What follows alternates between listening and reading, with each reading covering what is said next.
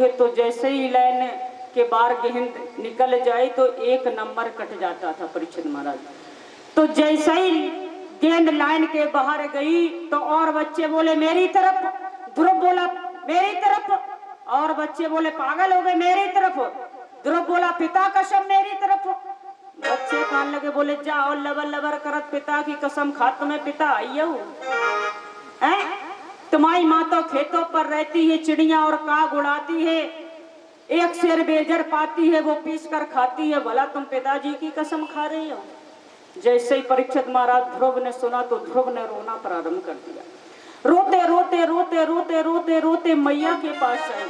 जिस समय मैया सुनीति ने दूर से ध्रुव को आते हुए देखा तो आज उसी समय सुनीति कहने लगी बोले बेटा आइए मेरे कलेजे के टुकड़े को आज किसने मारा है, तुम्हें क्या हो गया बेटा। तो जैसे ध्रुव मैया के पास आई तो कहने लगे बोले माँ मुझे ये बताइए कि मेरे पिताजी कहाँ हैं, मुझे ये बताइए कि मेरे पिताजी कहाँ हैं। तो जिस समय मैया ने सुना तो मैया कहने लगी बोले बेटा आज तुम्हें किसने बहकाया है। बोले नहीं मैया मैं कुछ नहीं सुनना चाहता हूँ, मुझे ये बताइए कि मेरे पिताजी कहाँ हैं। तो मैया कितनी होशियार है परीक्षित महाराज, और आजकल की हमारी माताएं बहनें हो तो फलानो ठिकानो पूरा नाम पता बोल रहे, और मैया कितनी होशियार है देखो किस तरह बताने जा रही है कि इस नगरी का राजा है वो मुझे प्राणों से प्यारे हैं और प्रजा पे शासन करते हैं और वही पिता तुम्हारे।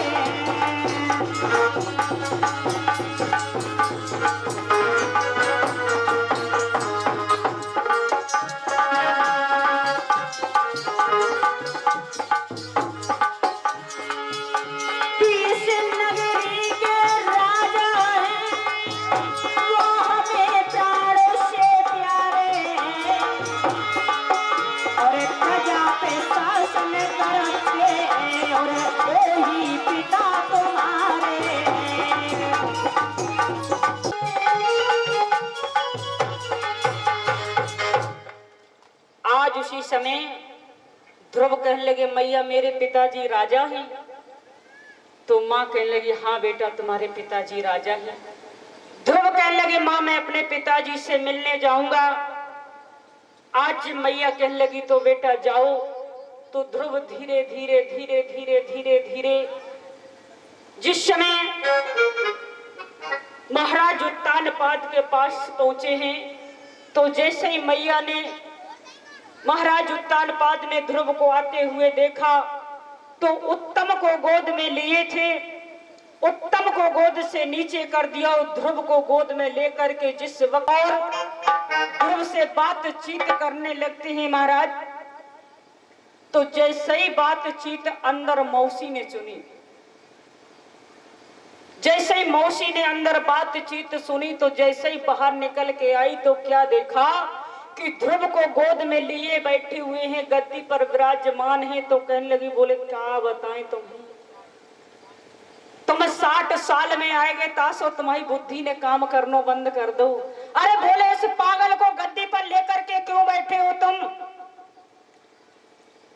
अरे ये गद्दी के काबिल है, इस नालायक को तुम गद्दी पर लेकर के क्यों बैठे हो।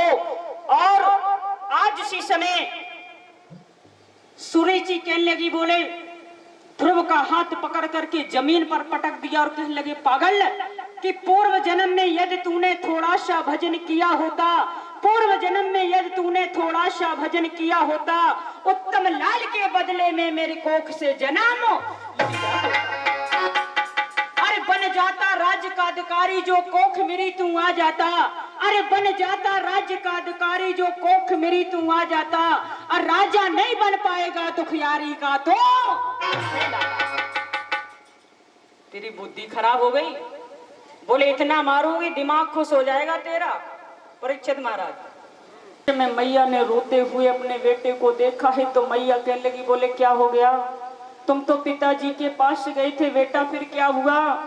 तो आज उसी समय ध्रुव कहने लगे बोले हम क्या बताएं माँ, मैं जिस समय पिताजी के पास गया तो पिताजी ने मुझे गोद में लेकर के गद्दी पर विराजमान हो गई।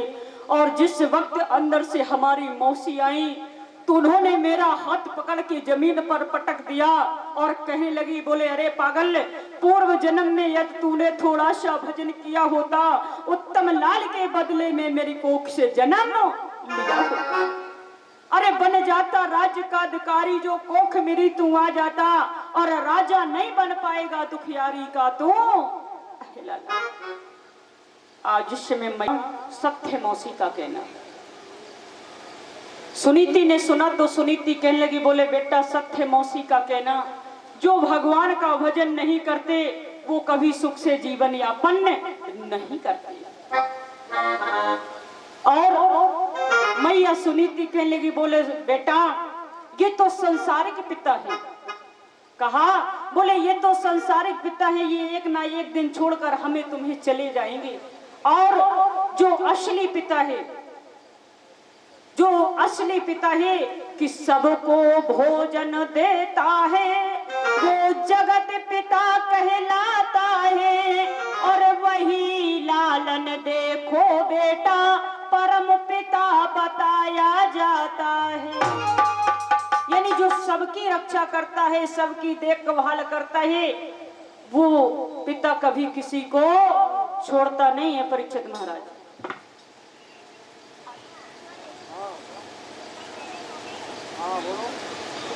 ध्रुव वन को भगवान का भजन करने के लिए चल देते हैं। 5 वर्ष की आयु में उस पिता से मिलने के लिए चल देते हैं, जिसमें मैया सुनीति ने बताया है, बोले बेटा ये तो संसारिक पिता हैं, ये एक ना एक दिन छोड़कर हमें तुम्हें चले जाएंगे। और जो असली पिता है वो कभी किसी को छोड़ता नहीं है। तो ध्रुव कहने लगे, बोले माँ मैं उसी पिता से मिलने के लिए जाऊंगा। तो 5 वर्ष की आयु में आज ध्रुव वन को तपस्या करने के लिए चले देते हैं। इधर जिस समय राजन को ये पता चला है कि मेरा बेटा ध्रुव वन को भजन करने के लिए जा रहा है, तो मेरे भगवत प्रेमियों सिपाही भेजे, बोले जाओ ध्रुव से कह दो अब तुम्हें अच्छा भोजन मिलने लगेगा, बत जाओ वन को भगवान का भजन करने। तो सिपाहियों ने जाकर के ध्रुव से कहा, बोले बेटा तुम्हारे पिताजी ने कहा है कि भगवान का भजन करने के लिए मत जाओ, अब तुम्हें अच्छा भोजन मिलने लगेगा। तो ध्रुव ने विचार किया कि देखो अभी तो मिलने लगा। ध्रुव नहीं लौटे। परीक्षित महाराज, जिस समय ध्रुव नहीं लौटे तो दूसरी बार सिपाही भेजे, बोले जाओ ध्रुव से कह दो अब तुम्हें आधा राज दे दिया जाएगा, लेकिन तुम वन को भगवान का भजन करने के लिए ना जाओ। ध्रुव ने विचार किया कि बताओ अभी तो मैंने भजन नहीं किया, तब मुझे इतना मिलने लगा। ध्रुव नहीं लौटे। परीक्षित महाराज तीसरी बार फिर सिपाही भेजे, बोले जाओ ध्रुव से कह दो अब तुम्हें पूरा राज दे दिया जाएगा, लेकिन तुम वन को भजन करने के लिए मत जाओ। तो परीक्षित महाराज ध्रुव ने विचार किया कि बताओ भगवान की भक्ति में इतनी शक्ति, अभी तो मैंने भजन भी नहीं किया तब मुझे इतना मिलने लगा, यदि मैंने भगवान का भजन किया तो पता नहीं कितना ना कितना मुझे मिले। लेकिन परीक्षित महाराज ध्रुव नहीं लौटे। आज उसी समय ध्रुव जिस वक्त नहीं लौटे, मेरे भगवत प्रेमियों, ध्रुव चले जा रहे हैं तो रास्ते में ध्रुव को महामुनि नारद जी से मिल जाते हैं। नारायण नारायण नारायण नारायण की ध्वनि करते चले आ रहे हैं। जिस समय ध्रुव को महामुनि नारद जी ने देखा, देवर्षि नारद ने देखा, तो ध्रुव से कहने लगे, बोले बेटा तुम कहाँ के लिए जा रहे हो, कहाँ जा रहे हो बेटा तुम? बोले महाराज हम भगवान का भजन करने के लिए वन को जा रहे हैं। तो देवर्षि नारद कहने लगे, बोले बेटा तुम भगवान का भजन नहीं कर पाओगे बेटा, अभी तो तुम छोटे हो, तुम भगवान का भजन नहीं कर पाओगे, किसी ना किसी जानवर के द्वारा बेटा तुम मारे जाओगे। ऐसा करो आप भगवान का भजन करने के लिए मत जाओ। तो मेरे भगवत प्रेमियों, आज उसी समय ध्रुव कहने लगे, बोले सुनो महाराज क्या कहा है देखो, कि आया है सो जाएगा और राजा रंग फकीर,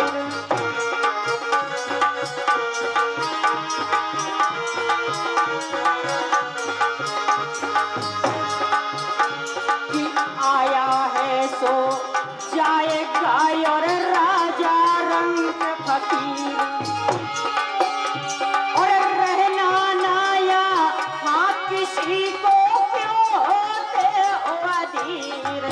तेरे तेरे घट में मुरली वालों पाइपों बने बन भटके रे। तेरे घट में